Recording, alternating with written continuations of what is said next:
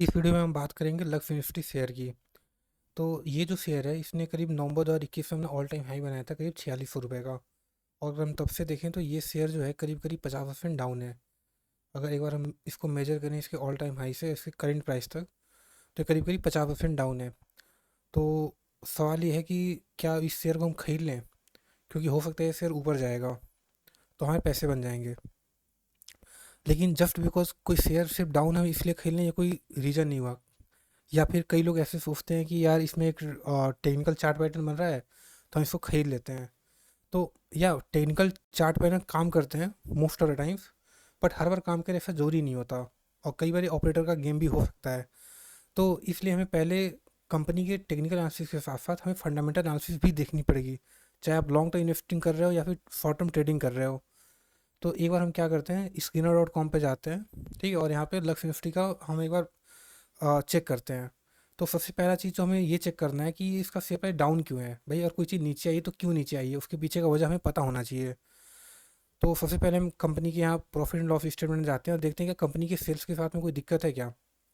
तो हम देख पा रहे हैं यहाँ पे सेल्स जो है कंपनी के सन 2018 में करीब यहाँ पे 1078 करोड़ थी। ये बढ़ के 1200 करोड़ हुई, फिर इधर बढ़ के 1600 हुई, फिर 1900, फिर इधर 2200, 2300, 2300 अगेन या 2300। मतलब यहाँ जो पिछले जो 2 साल थे, यहाँ पे इनका प्राइस जो है वो सेल्स जो है वो बढ़ा नहीं है। हाँ, हालांकि घटा भी नहीं है, मतलब सेल्स जो पहले चल रही थी लगभग वही सेल्स है। तो इनके सेल्स में प्रॉब्लम दिख रही है हमें, मतलब ये ग्रो नहीं कर पाए। बट एक्चुअल प्रॉब्लम ये नहीं है। एक्चुअल प्रॉब्लम एक बार हम यहाँ पे प्रॉफिट में आए, अगर यहाँ पे हम कंपनी के इधर नीचे जो है इधर नेट प्रॉफिट अगर हम देखें, तो हम देख पा रहे हैं कि कंपनी का प्रॉफिट जो 78 करोड़ था इससे बढ़ते बढ़ते यहाँ पे 338 करोड़ गया था। ठीक है, बट उसके जस्ट अगले साल सिर पे इसका जो प्रॉफिट था वो घट के 137 करोड़ हो गया। और उसके बाद अगेन अगले साल फिर थोड़ा सा घटा और अभी हल्का सा रिकवरी दिया है। मतलब कि कंपनी के सेल्स उतने डाउन नहीं है, लगभग सेम है, बट हाँ प्रॉफिट ज़्यादा घटा है। मतलब करिए आप देखो इधर सीधा 138 से, सॉरी 338 से सीधा 137 हो गया था। कहीं कहीं 60-70% यहाँ से इसका नेट प्रॉफिट घटा था। आप चार्ट में जाके देखोगे तो वहाँ पे शेयर प्राइस भी करीब 70% गिरा था इसका। तो यहाँ पे मेन इशू दिखा कि इसके प्रॉफिट में, मतलब प्रॉफिट घटा है, मतलब इसका ओपीएम घटा है। ठीक है, ओपीएम का होता है ऑपरेटिंग प्रॉफिट मार्जिन। ठीक है, यहाँ ओपीएम अगर हम देखें तो जो पहले अगर 22 इंच का 21% का ओपीएम था, जो घट के 8% या 9% के ओपीएम पे आ गया है। मतलब ओपीएम का मतलब होता है कि जैसे मान लीजिए अगर हम कोई प्रोडक्ट हम बना रहे हैं, उसको बनाने में 70 रुपये लग रहा है और हम उसे बेचते हैं 100 रुपये पे। तो जो बीच का 30 रुपये जो डिफरेंस हुआ ना, आप उसको ओपीएम समझ सकते हो कि ऑपरेटिंग मार्जिन कितना है आपका। ठीक है, तो पहले 21% था वो घट के अब 9% हो गया है। तो प्रॉफिट घटा है। तब हमने ये चीज़ तो देख लिया, चलो सेल्स में उतनी दिक्कत नहीं है। दूसरा में देखने है प्रॉफिट घटा है तो प्रॉफिट क्यों घटा है। तो ओपीएम घटा है, मतलब कि इसके रॉ मटेरियल में कुछ इशू होगा कि रॉ मटेरियल प्राइसेस ऊपर चले गए होंगे। तो मैं बताऊं एक्चुअली जो लक्स इंडस्ट्री है वो बेसिकली चड्डी बनियान बनाते हैं ये लोग। तो उसका जो रॉ मटेरियल होता है वो कॉटन का प्राइस होता है। तो एक बार मैं कॉटन का प्राइस इधर मैं आपके सामने खोल के दिखाता हूँ आपको। देखिए कॉटन का प्राइस जो इधर आप सन 2020 के आसपास दिए, 19 20 18 में देख पा रहे हो, उस टाइम में करीब 50-60 के आसपास में होता था यहाँ पे। ठीक है, इनफैक्ट 70 तक जावा, ये इसकी रेंज थी यहाँ पे। बट सडनली क्या हुआ, 2021 से 22 के बीच में इधर यहाँ पे ये प्राइस बढ़ते बढ़ते 150 चला गया था। लाइक सोचो जो चीज़ 60-70 में थी वो 150 चली गई थी।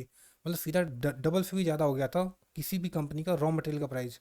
तो जाहिर सी बात है उसके मार्जिन पर असर पड़ेगा। मतलब अगर कंपनी लेट से पहले कोई सामान बनाने उसको 40 रुपये लगते थे, उसको 60 में बेचती थी, तो उसका बनाने का कॉस्ट ही 80 रुपये चला गया है और उसको अब भी 100 रुपये में ही बेच रही है। तो मतलब जो मार्जिन पहले 60 रुपये मिलता था वो 20 रुपये ही मिल रहा है। तो इसलिए कंपनी के प्रॉफिट पे असर पड़ता है। बट चूंकि अब इसका कॉटन प्राइस वापस नीचे आ गया है, तो इसलिए हो सकता है कि अब यहाँ से रिकवरी आ जाए। अगर इसके कॉटन प्राइस मतलब इसी रेंज में सस्टेन करेंगे तो नो डाउट इस कंपनी के जो पुराना प्रॉफिट हो रहा है, ठीक है, क्योंकि सेल्स तो अभी भी डाउन नहीं है, जो पुराना प्रॉफिट है वहाँ भी कंपनी पहुँच सकती है। तो अगर मान लीजिए कि कंपनी जो है यहाँ पे जो पुराने सेल्स करती थी, तो जब 2300 करोड़ का प्रॉफिट था और यहाँ पे जब देखो जब 2200 करोड़ का जो रेवेन्यू था, तो उस टाइम 338 करोड़ के प्रॉफिट थे। तो अगर कॉटन के प्राइस लेट से वापस इसी रेंज में रहे, ठीक है, और कंपनी अपने ओपीएम को फिर से सुधार लिया, तो इसका प्रॉफिट वापस 338 करोड़ तक जाना चाहिए करीब करीब। यानी कि जो शेयर प्राइस पहले ऑल टाइम हाई पे था, उस शेयर प्राइस को वापस उधर जाना चाहिए। ठीक है। तो यहाँ पे आप देख रहे हो कि अगर इसका प्रॉफिट वापस आ जाए, मतलब हम नए प्रॉफिट की बात नहीं कर रहे हैं कि इसका प्रॉफिट जो पहले भी आता था उससे ही बढ़ जाएगा, हम अभी पुराने प्रॉफिट को भी देखें तो यहाँ पे हम देख पा रहे हैं करीब 100% का गेन नज़र आ रहा है हमें कि यार यहाँ अगर हम पैसा लगाए तो हमारे पैसे डबल होने की संभावना है। अब हो सकता है इसमें 1 साल लग जाए, 2 साल लग जाए, इनमें 3 साल भी लग जाए, क्या पता 6 महीने ही लगे, हमें पता नहीं है। बट अगर 3 साल में भी अगर हमारा पैसा डबल हो रहा है तो 26% का CAGR होता है, जो कि काफ़ी अच्छा CAGR माना जाएगा। ठीक है। इसके अलावा एक बार हम कंपनी के बैलेंस शीट भी देख लेते हैं, मतलब प्रॉफिट एंड सेस तो ठीक है, हम कंपनी के बैलेंस शीट देखते हैं। बैलेंस शीट मतलब एक तरह से किसी कंपनी का, लाइक आप BP शुगर बोल सकते हो, कि उसके हेल्थ को बताते हैं भाई कैसा है। तो हम अगर कंपनी के रिजर्व्स को देखें यहाँ पे, तो रिजर्व आप देखो 313 करोड़, 406 से बढ़ते बढ़ते हैं 1560 करोड़ हो गया है।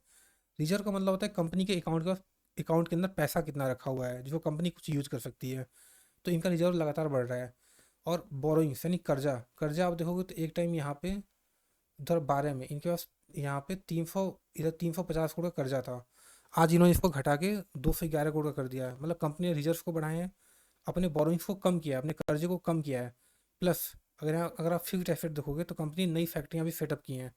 पहले इनका फिक्स्ड एसेट 236 करोड़ था, उसको बढ़ा के 288 किया, और अभी 343 कर दिया। मतलब नई कंपनी को नई ज़मीनें, कुछ नई फैक्ट्री, कुछ नया फिक्स्ड एसेट खरीदा हुआ होगा, तो इसलिए इनके फिक्स्ड एसेट भी बढ़ रहे हैं। तो कंपनी की बैलेंस शीट भी मुझे हेल्दी दिख रही है यहाँ पे। एक बार हम इनके प्रोडक्ट्स भी देख लेते हैं। ठीक है। यहाँ पे कंपनी की वेबसाइट है, एक बार हम इस पर क्लिक करते हैं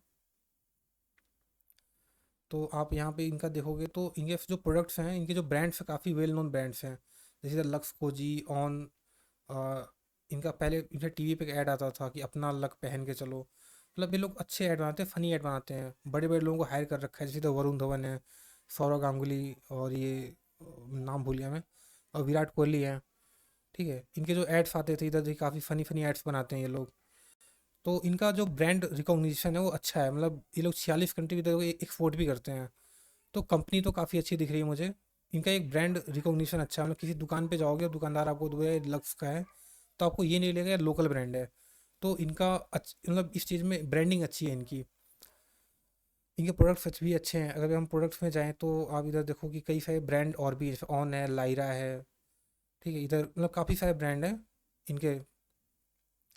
जब हम अगेन टेक्निकल चार्ट पैटर्न पे आते हैं तो यहाँ पर एक हम ये भी देखते हैं, यहाँ पे एक कप एंड हैंडल पैटर्न भी बन रहा है। अगर मैं यहाँ पे बॉटम पे देखूँ तो यहाँ से ये एक या इधर कप हुआ और फिर यहाँ छोटा सा एक हैंडल है। ठीक है। तो अगर हम इसका एक इस कप एंड हैंडल पैटर्न का अगर हम टेक्निकल टारगेट निकालें